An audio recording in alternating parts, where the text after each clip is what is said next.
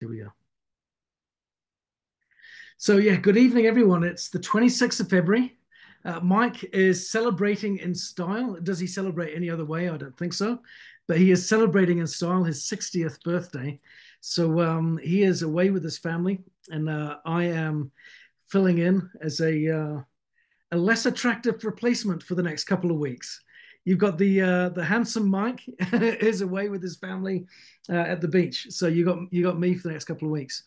I wanted to talk tonight um, about a really important quality, the quality of persistence. And I want to talk. I want us all to participate and share our thoughts on this. What we've learned as entrepreneurs um, about this virtue of persistence. I looked up the etymology. Those that know me know I love the meanings of words and the roots of words, where it all comes from. And the word persistence, it says its Latin roots signify standing firm or continuing steadfastly despite challenges. Now, incumbent in that definition is the existence of challenge, right? So persistence isn't persistence if there isn't some type of adversity, challenge, or opposition in our path. So, that being said, as entrepreneurs, striving for success, having successes, having roadblocks, having barriers, having obstacles, having ups and downs, and everything that makes that success journey what it is, persistence certainly to me kind of ranks as, in my opinion, the most important attribute of any entrepreneur. I think it trumps skill because we gain skill, we learn skills. Skills can be developed over time with persistence, but skill without persistence kind of falls flat on its face. Um, I think enthusiasm, I think it can trump that because enthusiasm and excitement and motivation can sometimes be fleeting. But if we are persistent, we just keep going no matter what. And it's something that I've learned to appreciate.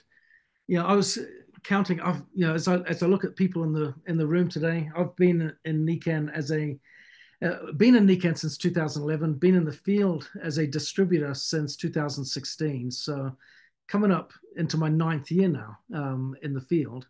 And aside from that, I've run my own marketing agency in the past. I've worked for big companies, as you know. I've written a book. I've been married for 24 years. We've had lots and lots of babies and stuff along the way. And I've just kind of experienced persistence across the board, right? And so I want you to begin as we talk tonight about thinking about your own journey with life, because persistence, we can learn from this across multiple aspects of our lives, right? So I want you to look at over the course of your life at where persistence has revealed its hand and what are some of the lessons that it's taught you so far. And I say that not as a rhetorical question. I want you to raise your hand and share some thoughts. But while you're thinking, I'll share a thought, then we'll go to Maggie, who's raised her hand already.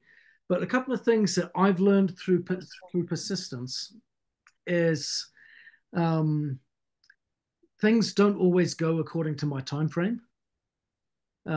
It often goes in a different time frame to what I would hope or expect. I've learned that people can let you down, that people can have big expectations as to what they will promise, and they will wonderfully underdeliver many times. I'm sure we've all experienced that as well. I've learned that sometimes I've had what I thought were incredibly bright ideas, only to discover they're not really. and that's and that's quite interesting as well to kind of go through that path, especially when you throw yourself hook, line, and sinker at it, only to learn the hard way that the solution lies in a different direction. I've had that happen countless times. There's been plenty of times where I've learned that sometimes it's just me that believes in the outcome of something that I'm working on. And I need to keep on going regardless. And there'll be all sorts of other opinions that'll get thrown at me that'll say, this is stupid, that's crazy, why are you doing this? And you get all sorts of pushback. Or, like I said, the outcomes don't come at the pace that justifies that expectation. And then all that you're left with is little evidence, little confidence from others, but only your own belief to keep you moving forward. These have been very valuable lessons for me. And I want to start, I'll pause there, maybe get some feedback from each of you as to some of the surprising lessons that perseverance has taught you. And then we'll go into how we can develop this quality in our lives and in our business, because we certainly need it throughout the rest of our lives. This is a quality that is undyingly important in any endeavor if we want to be successful. So, Maggie, I'll mute myself. What are some things that you've learned in your journey through life about persistence? Well, Ben, as soon as you started talking about persistence, what came to me is parenting. Without persistence, I would have given my children away many times. And not just when they were children, you know. I've been a parent now for 52 years, and my older son, I think the firstborn is really the test bomb for everything, right? Like, really, I can't send him back. I mean, he's a marvelous young man. He really is. And it was really my persistence in believing in him as a human being, because he's an unusual human being. He's on the spectrum. He's brilliant. His social skills would be what a lot of people would label as lacking or slowly developing. Yeah. And you know, it was always hard for me to understand him. And yet beneath all of that was, I'm his mom. I'm going to be his mom forever. And I can, if I give up on him, which I wasn't going to, obviously, what does that say about me? What does that say about him? What does that say about life? So I can now say, as he is now 52 and father of 3, and we have the most beautiful relationship. And I remember he was divorced, and he was going with a gal once, and she said to me one day, and I'll edit some of the words. She said, you know, I think if Ian, my son, did something like crap on the living room floor, let's say, she said, you would probably call it art. And I said, yeah, I would. So that's persistence. And then I look at Nikan. I've been with Nikan for 29 years. And I remember in the first few years, my sponsor and I used to call each other every time we felt like quitting, which was often daily. And I remember being at an event, and Mike DiMuccio was on stage, and he was talking about, he had us close our eyes, and he had us imagine that Nikan didn't exist. That was really tough. And I remember talking to my sponsor after that, and I said, oh man, that really woke me up, because I realized from that shock, it's like if, you know, if one of your children wasn't there, one of your grandchildren was there, what would life be like? It would be really hard, really hard. And so the persistence in 29 years, with as many of us who've been in this business for a long time, there are ups and there are downs. And there are all the things you said that you've learned, Ben. I've learned, I think we've all learned, in terms of, I am such an optimist. I get a new consultant and I'm like, over the moon. And this is going to be yada, yada, yada, you know. And then sometimes things go really well, and often they don't. That person, like I had a gal who got to platinum in record time, was making huge amounts of money, and she stopped. And like, I was so like, what was that about? Right. And she didn't ever come back. I actually managed to have the business put in somebody else's name, but that's irrelevant, because it taught me that I don't know other people at all. I don't, and I do my best to be the best I can be, as we all do, and humans being more and all that. And there are times when I just want to sit in a corner, put my thumb in my mouth, and wah, wah, wah. So I call Mike. Instead, I just call Mike. Anyway, so persistence is, you know, and I look at, you know, Barbara Bertucci, we met in Japan in, gosh, what it was very early in my NECAN career. I think it was 1998 or something, right, Barbara? And here we are. We've persisted. We're still here. And, you know, I've met many of the people on this screen over the years, and we're still here. And when we were in California in December, and I saw and got to hug again the people that were there, Paul, Mary Ellen, so many of you, and it was like, oh, I'm so glad that we have persistence. Yeah. Because without that, life wouldn't even really be that much fun. Yeah, oh, totally. There's a couple of things that I take away from what you said, Maggie. I'll just quickly summarize my thoughts and go over to Barbara.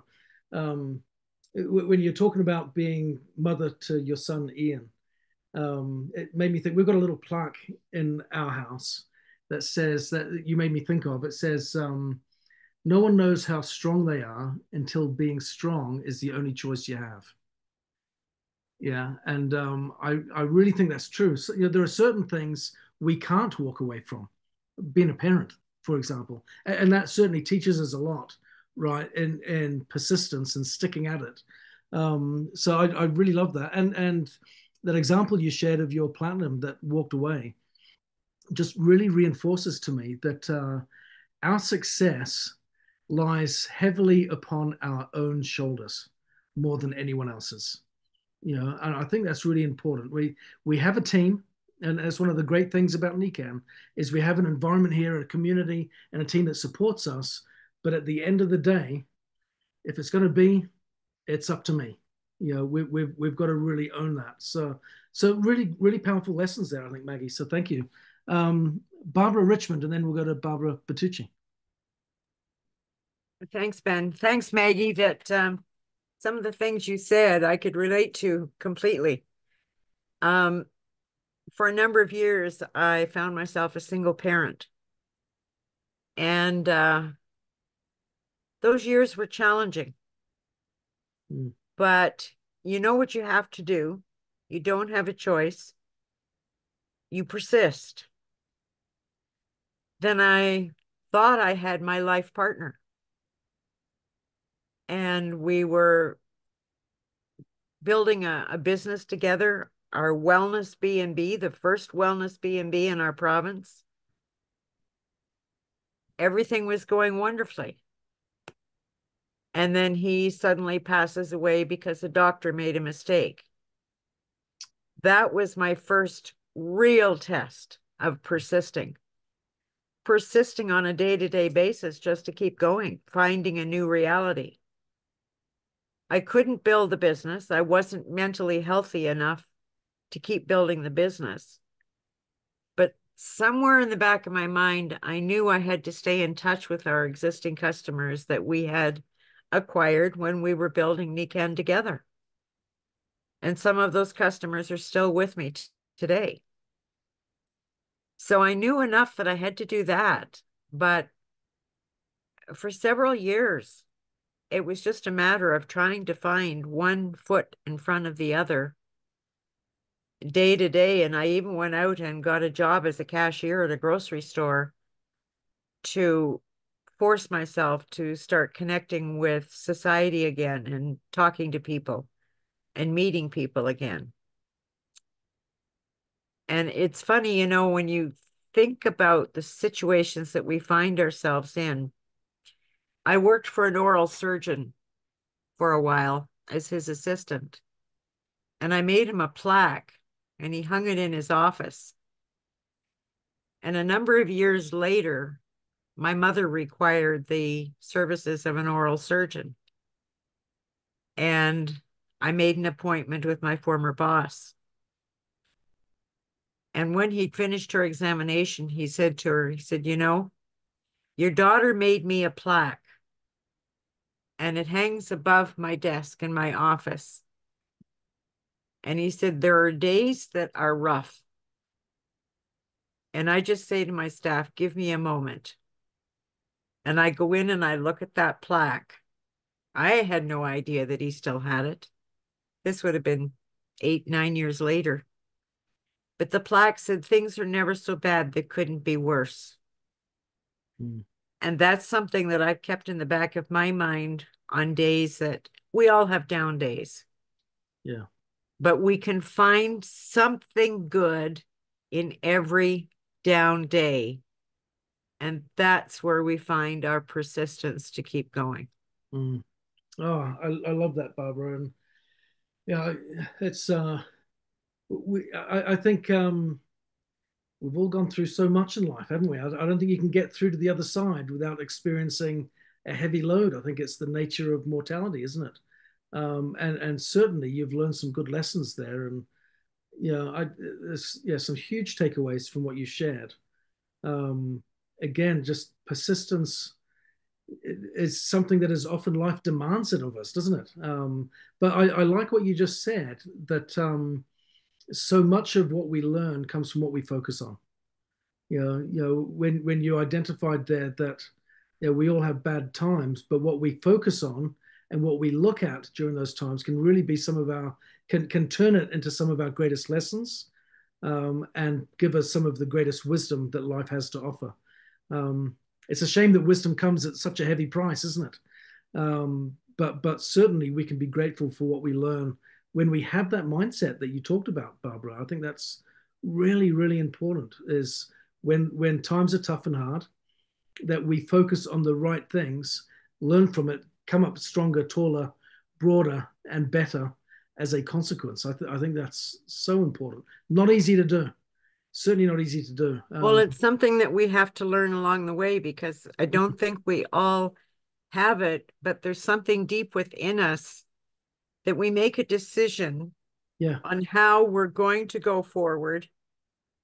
Are we going to wallow in self-pity and become a burden to others because of our self-pity? Or are we going to pull ourselves up by the bootstraps and find something positive to focus on, to take that first step forward? And initially, it's just one step at a time, one day at a time. But as long as you keep taking that step, you do make it through, and you start seeing a little bit of light at the end of the tunnel, and you know you're going to make it. You don't know when, but you just know that you're headed in the right direction. Yeah, we start to see the small victories, don't we? And the small wins. And as a result of that evidence, our confidence starts to grow and we get stronger. But it's one problem that I often struggled with is I would always look to perfection versus progress. It took me a long time to learn to reverse that, and look to, as I strive to win and do better and improve and what have you, to measure progress versus perfection.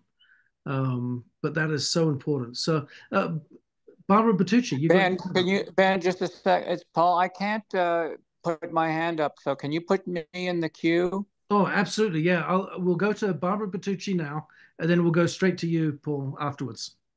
Okay, thanks. Thank you. I love it, that progress over perfection, because coming through the ranks and all this time, and Maggie, it's 28 years for me, so just right behind you.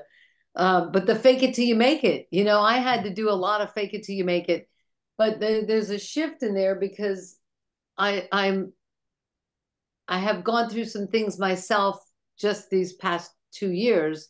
And I know COVID has, kind of put a damper on. I always say, are you coming out? Are you coming to play? Or are you not? Because people, do you want to do it on a Zoom, or do you want to come for coffee? And it's still, there's that trepidation. There's still some trepidation, at least around here. But I remember the vision versus goals. And there's Jeannie on the call with us. And I just really resist goals. And I don't know why I don't make it. It almost stops me in my tracks, Ben. And I figured out something, because I had lost my pivot to talk about the business. Okay.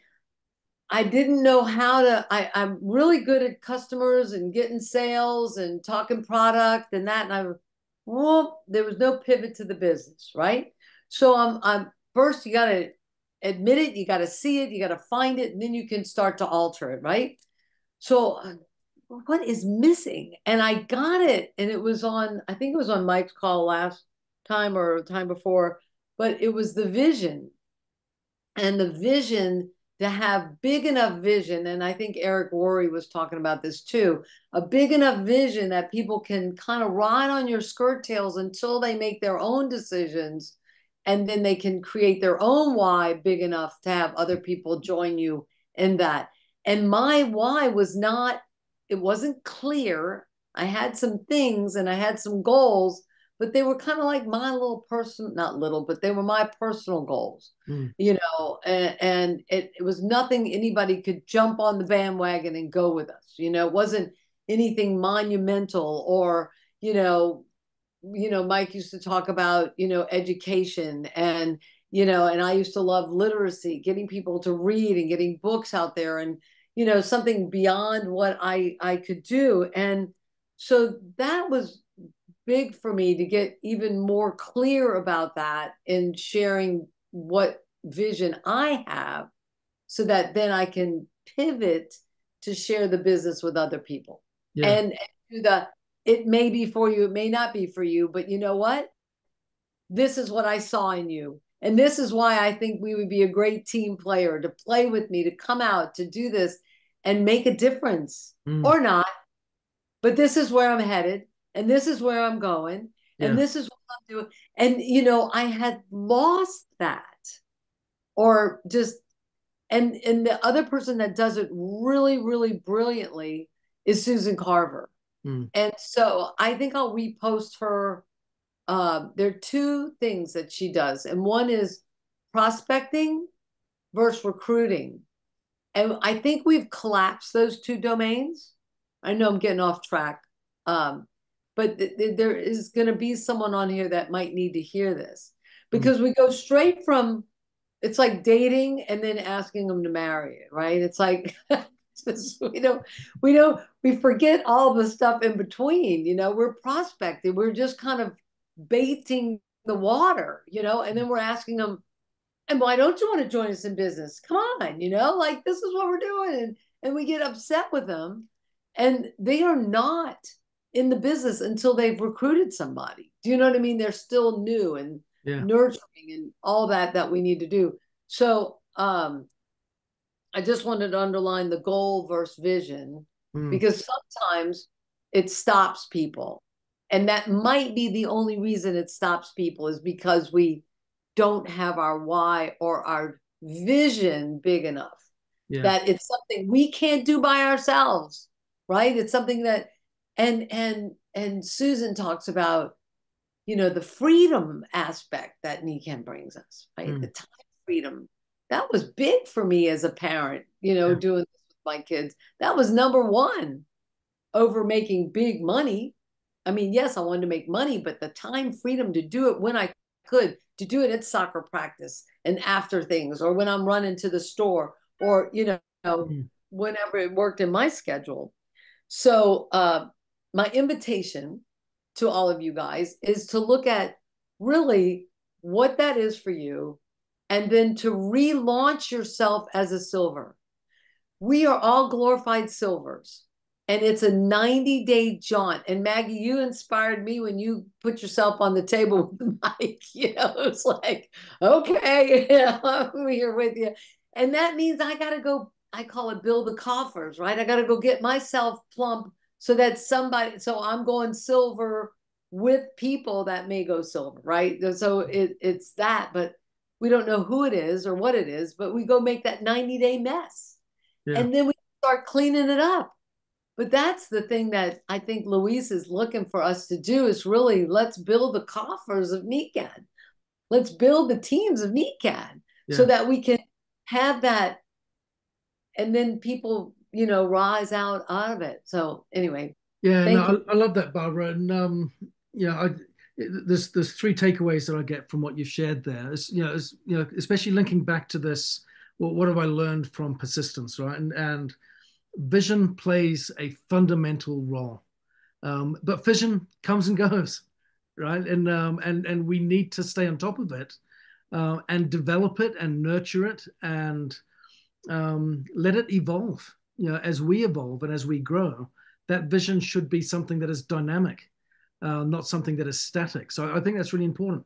And you know, when you talked about sometimes rushing the process with recruitment versus, you know, prospecting and recruitment, what have you, patience is certainly an attribute or, you know, sub quality of persistence, right? You can't be persistent without being patient. So it's almost a paradox, isn't it? Or a juxtaposition perhaps, where you're kind of wedged between the need to be urgent and persistent, and work with some speed and tempo there, but at the same time be patient with the process, and not let impatience kind of kick you off the track. So there's a real kind of sweet spot somewhere there, or maybe a pain point, you know, where we wrestle with and go kind of to and fro with being urgent but being patient with the process. That's not an easy task. So great insights there. So Paul, over to you. Then we'll have Linda perhaps as the last point. Then we'll go into some you know, steps on how to develop persistence. So Paul. Okay. To me, persistence is a state of mind, and it's the very state of mind that keeps you going when you feel that there's some opposition. So not from any particular person, but you know, things haven't lined up as quickly as you wanted, or something like that. I want to talk in terms of rank advancement, and it doesn't matter which one it is, but somebody told me, oh, for their next rank advancement, oh no, that's just too much work. Mm. And that could apply to, in somebody's mind, to any rank advancement. And the thing about rank advancement is you don't always know how it's going to happen, particularly with the bigger ones. But having achieved platinum and then Team Kaizen, I know that belief and persistence was very important, and to work out what's going to happen in each of these quarters. And, you know, I have to say, I don't have any vision boards. They're all in my mind. They're not on the walls. They're in my mind. Mm. And so I have affirmations that I say to myself. And, you know, the short-term persistence is, you know, we're set up now for March 9th. So, you know, to the number of people, they ask us on the forum how many people you're going to have. So that's a very short-term persistence goal. But my long-term goal, which isn't so long-term, is that excites me, is Royal Diamond by December 31st, 2024. It's good for me to say it to many people often, because it somehow reality starts to develop that way. So yeah, I think persistence is the best state of mind to be in, because you can look at you. Have I been persistent today? Yeah. Or not? Within your mind. Yeah. That is a goal. That's your goal that you're striving for, to be, you know, diamond and that by that date. Your vision. Royal Diamond, I said. Oh, excuse me, Royal Diamond. My apologies. Your vision may be to have an amazing team that is across Canada and the US, or I don't want to put words in your, you know, but to have a team that's out building and making a difference. And, oh, yes. You know, that kind of thing is your vision. And I guess we need to come up with another word for you. So it would be, I can have a vision, okay. because I would use aspiration, maybe. Aspiration, vision, imagination, whatever. Yeah. Aspiration is bigger than one sentence. The words don't matter. It's a feeling. Yeah. Yeah. It's a feeling. Oh, I think you absolutely nailed it there, Paul. It's It's a feeling, isn't it? You know, and we've got to that if that vision doesn't convert into emotion, if it doesn't create emotion, then that vision is redundant. It's defunct. The vision has to lead to some type of emotion. It's our emotions that move us to action. That's the very nature of that word. By definition, the word emotion comes from the Latin word motare, which means to move. Right? So the purpose of our emotions is to move us to action. And the reason that we have that vision is to cause us to want to move. Right? And it goes back to what you were saying before, Paul, about having that profound belief. Yeah, vision and belief, really creates that emotion that leads to action. And things start to flow from there. So, yeah, I love that. Now, Linda, you had your hand up before. You've loaded again. Yes, yes, I did. I have a very brief story, and this story, Ben, your story, your topic this evening speaks so well to what I'm going through right now. Mm.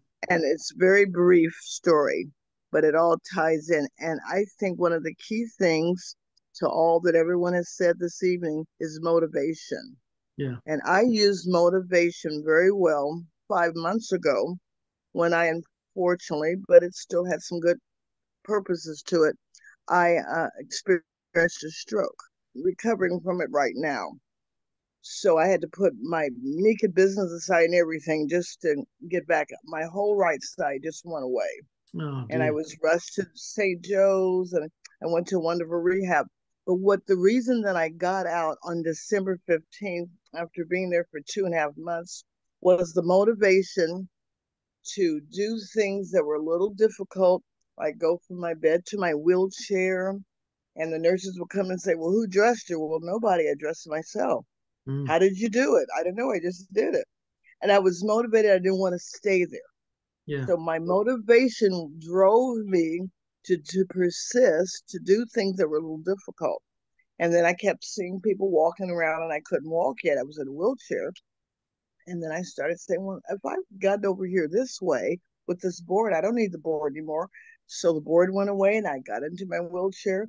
And then I just realized I could stand a little bit. And they, well, how are you doing this? So the therapist come along and they got me to walking. And I said I did not want to be here for Christmas. This is October 4th now of last year, just 5 months ago, as of last week. And on December 15th, it wasn't very good, but I walked out of there. The administrator said, you're free to go this week. You can go Thursday or Friday. You've passed all your GLD performance reviews, and you're free to go. And so I walked out on December 15th because I was motivated that I didn't want to stay there, and I didn't want to stay there for Christmas. And I didn't. So that's my little story. That's why it speaks so strongly to me, because I'm still recovering now, but I'm doing well. I'm walking with the walker, but before long, I'm starting now to walk with the cane. Yeah. And so that's my next motivation step, to walk with the cane in March. Yeah. Yeah. So that's motivation is the key to everything we do. It really is. Oh, I mean, yes. And you're speaking with bags of experience there, Linda. And yeah. Oh, goodness. Yes. Yeah. My goodness. So sorry to hear of what you've gone through, but we're all clapping and applauding your approach to this, I think, tonight. Oh, it's wonderful. And now with the collagen coming out, I have a new product that I can promote now and get back into the swing of things with the business. I had to put everything on a back burner for about 3 or 4 months. Yeah. Well, yeah. Well, a huge congratulations on your progress, Linda. Thank you so much. Yeah, that is just tremendous. That's tremendous. What we've taken away from this tonight, I think, has been fantastic. Thank you, everyone, for sharing. Patrick, did you have your hand up? Yes, I did. That reminded me of a scenario a few years ago when I broke my ankle back in 69. I'm 72 now. And thank God for both Paul and Mary Ellen finding me when I was locked up. I was in a nursing home recuperating, and this is Christmas time when this all happened. And I tell you, if it weren't for Paul and Mary Ellen, I wouldn't be in this business because I love them dearly. I will tell them and will always tell them I don't know how Paul puts up with my frustration in trying to get from executive to silver, but he does, and I dearly appreciate it. So I've gone through those things where I've become very frustrated because nothing seems to be happening, and I'm continuing to stay with the calls and stay with the training and do the things that I've had a couple of near misses. I missed Seiko Kai the other day because I should have paid more attention to what the password was to get in. But, I have ups and downs, mostly downs right now, but eventually it's got to turn up at some point. Don't know quite when, but Linda's situation reminded me of how I recuperated from a broken ankle because they were going to start charging me for being in the nursing home. So I There's got out of motivation there. right there. I got out of there and I stayed at a friend's house for a couple of weeks. I wanted to be out of there by my 70th birthday, and I was. And I wanted to be home by, I'm in a two-story house now. And I wanted to get to the point where I could get up and on my sleep system again. And that's what motivated me to recover. And also, by the way, my daughter and I are getting along much better, but we both seem to have a problem because we're trying to make progress and they're both getting stymied because of limited salaries. Me with Social Security and Andrea with her work, being in retail, you sort of get to a point where you get stuck, and she needs to get unstuck, but I don't know how to help her. Well, I think I'm glad we turned to you, Patrick, just before we moved and segued into this next section, because you said something that I think really rounds off this whole discussion really well. When you said, if it wasn't for Mary Ellen and Paul, you may not still be here, right? And I think integral to our ability to persist is the need for great mentors and friends and community that is supporting us along the way. That's why I think these calls are so invaluable. And and back to Maggie's earlier point, when we all got together at the Boss event in California, just what a reinforcing experience that was to be able to go up and hug each other again and be with each other. There was such a huge energy, an outburst of emotion, I think, when we all got together. And I think that community really plays an important part. The community doesn't need to be big, right? It's nice to be big. And I think with social media, we gravitate towards throngs and crowds, don't we, for validation. But really, that community can be quite small and have a profound impact for good. So, I think, amongst everything that we're taking away tonight, all these lessons, I think definitely recognizing the role and responsibility of a team, a partnership, other people that we can trust and rely on and depend on and turn to help us when it is tough, when there is opposition and adversity, that we can keep going. I think that's really, really good. So with that being said, I want to kind of segue now into some actionable items so that when we leave tonight, we can come away, one, feeling emotionally buoyed, going, yeah, persistence is where it's at. I hope we all kind of leave tonight feeling that and going, yeah. One, I think we can all look back on our own lives and see evidence that we have persisted. And I think what is valuable about that is there are times where we get disillusioned and discontented and frustrated. And as Maggie said earlier, okay, I want to, there's days where you want to quit and kind of throw in the towel, and sometimes they come thick and fast, right? But when we can look back on our lives and see that we have persisted and we have evidence of that and the fruits of that in our lives, that can encourage us to keep going. Having said that, sometimes we persist with instinct, with grit, with necessity. Again, we can't escape being parents. We can't escape the fact that we've had a stroke or we've had a reversal of fortune or a broken ankle or whatever it might be that kind of suddenly puts us in a situation where we have no choice but to respond. Right? The challenge that we have with being entrepreneurs is, technically speaking, we can stop this whenever we want, right? So what helps us to persist then when we get discouraged? So with that in mind, I want to look at what are some of the skills that we can practice and develop as entrepreneurs. What we've to be able to take away from tonight so far, I think, are some really valuable lessons, but I want to add a couple of layers into this. Again, raise your hand as we go through this. The first thing I wanted to mention was being intentional for a start, right? But being intentional by setting SMART goals. I think we're probably all familiar with the acronym SMART: specific, measurable, achievable, realistic, time sensitive, or time bound.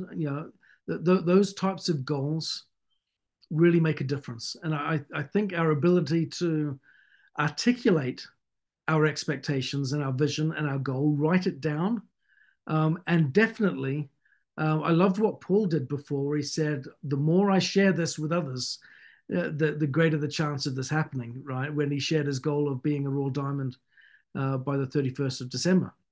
So, being that's a wonderful example of specific and very time bound, right? So I think if we can be deliberate in our goals, write them down, like I said, make them SMART goals, and then also share them with someone else. This principle that Patrick just taught us earlier, the role of other people in our success. Whilst the buck stops with us, we do like to be able to hold hands along the way, right? And having that hand to hold and that person alongside of us, I think, is really, really important. So have someone that you can write this down and share it with. We mentioned before about measuring progress, not perfection. So within that, what I would suggest is to write down what are different things that we can measure that identify progress. So if I pull out Paul's goal, for example, since that's one that's already been shared tonight, perfection would be Royal Diamond, right? By December 31st. What does progress look like, right? We need to be able to measure the gap between where we are and where we want to be. We need to reverse engineer it. But at the same time, there's going to be lots of situations and examples between now and the end of the year, or whenever our goal is to be realized, where, like I said right at the beginning, success may not always come in my time frame, where I may get some obstacles, where someone might let me down, where my big idea that I was convinced was going to be the real mover and shaker that's going to get my business in the right direction actually isn't the one, and it's actually something else. But I had to learn that the hard way. When you got all of that stuff in between, how do you measure progress? So I think it's really important that we look for the small victories, the little wins along the way that give us the assurance that we're on the right track. Yeah. So I would encourage you to write down, as you're getting your goals written down, what are some of the visible wins that I can identify along the way that are not the ultimate victory, but that they represent progress in a meaningful way. And sometimes I think it's important to identify that some of those measurable milestones are actually failures. Yeah, I think it's important that we go, if someone that we speak to says not interested, and you get knocked back 10 times over the next 3 days as you're reaching out to people, that we don't look at that as a failure. We look at that as part of the process. And the more no's we get, the closer we get to yeses. And I can't remember who it was that Barbara Richmond, I think it was, that was talking about, when we do get those knockbacks, that we are able to look and see the good stuff in that journey as well as the tough stuff, right? So that we can have the right perspective and we can stand up and respond in a healthy way. So being able to see the knockbacks for the value that they are, I think, is an important part of evaluating our progress as well as our ultimate victory. So I would encourage you to write down in this process, what are some things that I can identify as measurable symptoms of progress. I think that's really, really good.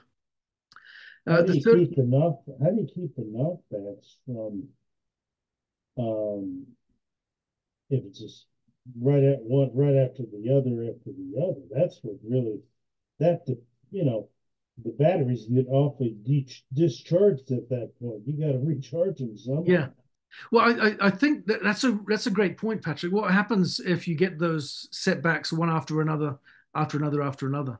I think that's when, going to your earlier point, having a trusted mentor is really, really important. I think I shared this example.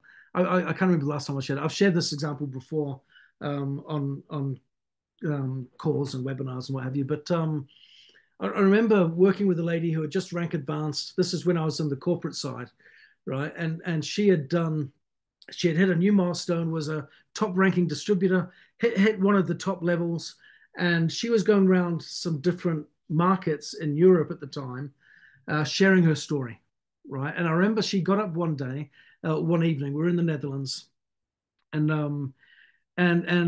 for this scenario, this situation, she needed, in order to get the rank advancement that she needed, that she just achieved, you needed the equivalent of like 10 active silvers, right? Frontline, right? 10 frontline, personally sponsored, active silvers in order to get that rank advancement. This is the best equivalent I can share. She got up with the audience and she was talking about her journey. She said, to be honest, I've probably sponsored 40 in my time, right? Now, when she said that, my initial response was panic, right? Because I thought, oh no, is she going to demotivate the audience here? Because no one has achieved what she's achieved yet, right? She was new at this.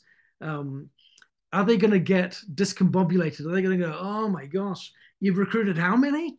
Right? I was just trying to get to 10, right? And you've done that 40 times over. I panicked and I thought that they were going to get really frustrated or fatigued by that. What was remarkable was, because I was sat at the front of the room, sat behind her, I had a front on view of the audience's faces, right? So what I saw was the total opposite. They all went, oh, that makes me feel so much better. That makes me feel so much better. And they said, because I've recruited half a dozen people that have gone silver. They've fallen away. I thought that was just me. I thought I was just no good. So if I just keep on this path, you mean that's normal?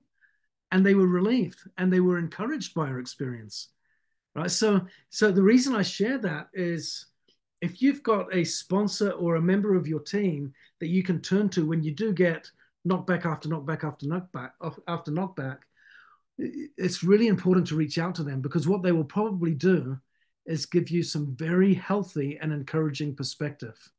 And they'll probably go, that's okay. It's happened to me too, right? And they'll be able to share their own story of reassuring and go, yeah, that happened to me. And this is what I did. And this is how I felt. You're not alone. It's part of the journey. And then it just gives you context. Without that little piece, we don't have the full picture. We don't have the context. And then we can lose sight of it. So Maggie, your thoughts? I think Barbara Richmond had her hand up first. Oh, sorry. Apologies, Barbara. It's okay, Maggie. You could have gone ahead. Not a problem. We quite often see where before you have success, there are going to be failures. Yeah. It's a given. So actually, failing is failing forward. Mm.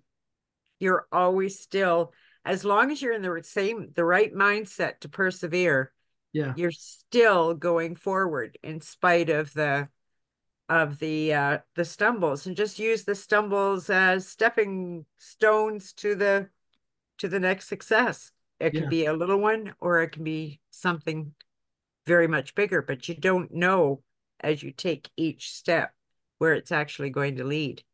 Yeah. Excellent. Thank you. Don't lose the focus. Yeah. Take a deep breath and keep going. Keep moving forward. Just keep going. The problem is when, like me, I'm doing this afraid because I have no idea what the hell I'm doing. It's easy to quit. well, Yeah. I'm not gonna Anybody do can that, quit. but look, I made that. I told Paul I'm staying with this for the rest of my life. I don't give a damn what anybody else thinks. Yeah. But it's funny. It didn't take me long to get to executive. Now it's taken me forever to get to the next ranch. Yeah. Well, I think this is an interesting point that you raise about, I don't know what I'm doing. I think most successful entrepreneurs would say that most of their journey feels like they don't know what they're doing. I Kind of think, like parenting. yeah. You're learning as you go. You're making mistakes along the way. You get setbacks and obstacles, and you go, like I said before, I'm convinced it's this way. You go down that way. Oh, actually, no, it's not. It's our ability to persist and evaluate. Part of that persistence is our ability to evaluate what is being done, see it for what it is, pivot when needed. We don't just persist down the wrong path. We need to be able to pivot and change and adapt as we evaluate our performance. But the more we do that, the more we learn and the better off we become. I don't think we really know what we're doing till it's already been done. Until then, we're all figuring it out along the way. Unless you followed the old Dr. Spock exactly. Yeah, on I know, parenting. oh They my didn't write God. an instruction manual on Yeah. how to be a Well, parent. Yeah. Maggie, I was a single dad for 2 years. So when my wife passed away in 2015, and now things are starting to heal slowly between Andrea and I, but she's a long way away. She's in Tennessee and I'm in Maryland. So, but I was, but we're Ben, both. can I say Go something? ahead, go ahead, Paul. yeah. I, Yeah, go ahead, Paul. Then we'll go to I'm just going to say quickly that the best part about Niken is that it gives people an opportunity to strive and hope for something, whatever it is that they want from being involved with Niken. And the rank advancements are very nice. The money is very nice. But the most important part of what we have to offer is a community of caring people. And so many people don't have that. And so even if a person, I think, persists and then something happens, their life ends and, they haven't reached whatever goals they wanted, but they've been loved all the way through. And there are a lot of people who just don't have that. Yeah. So that's all I wanted to say. So people shouldn't be getting discouraged because the best part of it is the feeling that we have, and with it comes a business. Yeah, wonderful. I love that, Paul. Yeah, the community, I think, is the glue that binds it all together, or the icing on the cake. I don't know. To me, it's part of one of the best parts. Is the whole community. Maggie, That's what kept me going, Ben, was when I felt mentally well enough to come back and start rebuilding, was the community.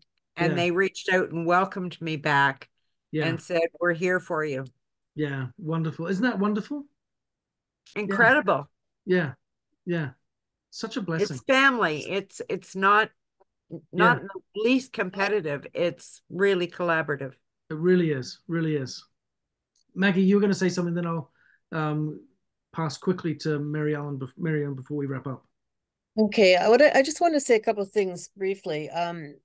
Having the big community is fabulous, and I think we also need a micro community.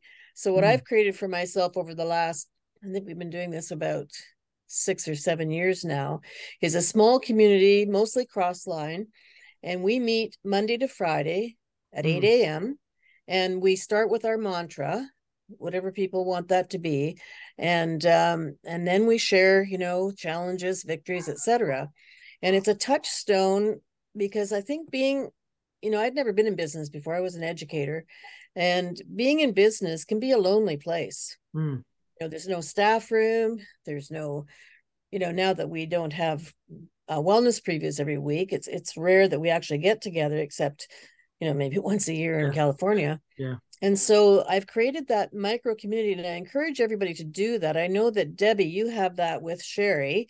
You have your dream team meets every morning, and Sherry's on my inner circle regular daily group. So I'm glad to see that that's multiplying. And the other thing that I wanted to mention was, the whole thing about my goal is irrelevant to everybody here, and it's important to me. And when I presented to my mentor, who's Mike, he gave me such great feedback because I was looking at it from an angle that probably could have worked, but he said, how about this? So I was able to reframe and look at momentum in the first 3 months, in the first quarter of the year. So instead of, I was thinking of creating, a silver every month or whatever. I can't remember what my original plan was. And so now I've got a bigger vision, and I have a person who just came on board this month, and she'll be silver tomorrow. Awesome. And that is really inspiring. I haven't had that happen in a long time. So having that success this early in the year is building the momentum for me and the team to see, yes, we can make this happen. It doesn't have to take 3 months. It doesn't have to take 6 months. It doesn't have to take 2 years, whatever. And it can. And I like what Barbara said, and Luis really made this clear in December. He said, no matter how you come to NECAN or why you come to NECAN, we're glad you're here. Do not ever feel less than, because for you, this could be different than, say, Barbara Bertucci's goals, right?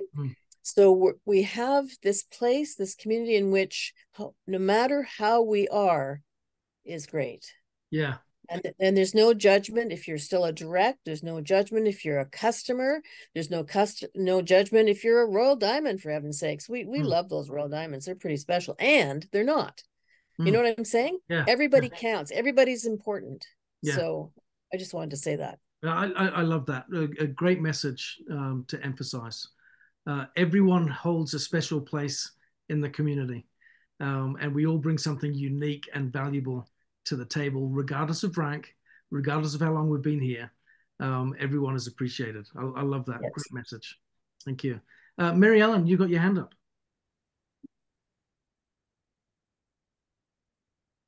You're muted, but there you go. Okay, there we go. It's not about us or our timing. When we first started, a friend of ours was somebody we just, on our thinking, was the perfect person. We thought she would make an absolutely fabulous diamond in our organization. And she signed up, bought some products, and really did nothing to build the business, and dropped off the radar completely. This weekend, last week, she called us and said, you guys have been so persistent and so consistent in your business, and I want to know about the NECAN water system. I'm studying water systems, and I know you guys well enough to know you wouldn't promote something if you didn't believe in it. And so she's not going to be a Royal Diamond. She's made it very clear. That's okay. She's made a relationship that is based on respecting what NECAN does, and she knew to contact us because we'd been persistently involved. And it doesn't matter that she's never going to recruit anybody. She might send somebody to us who will be fabulous, but the psychic pay of knowing that she respects what NECAN is all about and what NECAN does, and that she respects our involvement, is worth more to me, although I'm glad to get the commission on her retail sale. Her respect for what we do is more important than anything else. And the longer we persist, any one of us persists, the more likely we'll tie into and grow that community of respect. Yeah. So don't be discouraged if somebody you thought was going to be fabulous as a business builder isn't. They still play a vital role. Yeah, excellent counsel, Mary Ellen. And You're right. This is a relationship business, isn't it? And we're attracted, I think, to Nikan because we love people, and we thrive as a consequence of the community that we're in. You know, to these points of love and mutual respect that both you and Maggie just touched on. And to that point, I'd finish my comments in terms of how we can practice and develop the art of persistence, and that is practicing self-compassion. You know, when we talk about loving the community and loving everyone else in it and knowing that they play an important part, it's understanding that that includes me too. Yeah, that includes us. And I would encourage you to be mindful of your inner monologue. How do you communicate to yourself when you do get something that doesn't go your way? I hope we're not saying, you stupid, and going to rail on yourself like that. I can be guilty of that, and it's tough. I would never say that to someone else. You know, if someone didn't get a result that they were striving for, I wouldn't go, you idiot, what were you thinking? Right? But sometimes I can say that to me. Right? So it's important that we avoid that negative self-talk, practice self-compassion. Right? So just to reiterate some of the points that we've talked about: set smart goals, specific, measurable, achievable, relevant, time-bound goals. Focus on the process, not perfection. Develop a growth mindset. We talked about, you know, this is we can develop all of these skills and qualities over time as we continue to persist. Again, self-compassion, I think, is really important. We talked about visualizing, having that vision that Barbara Bertucci talked about, I think is so important.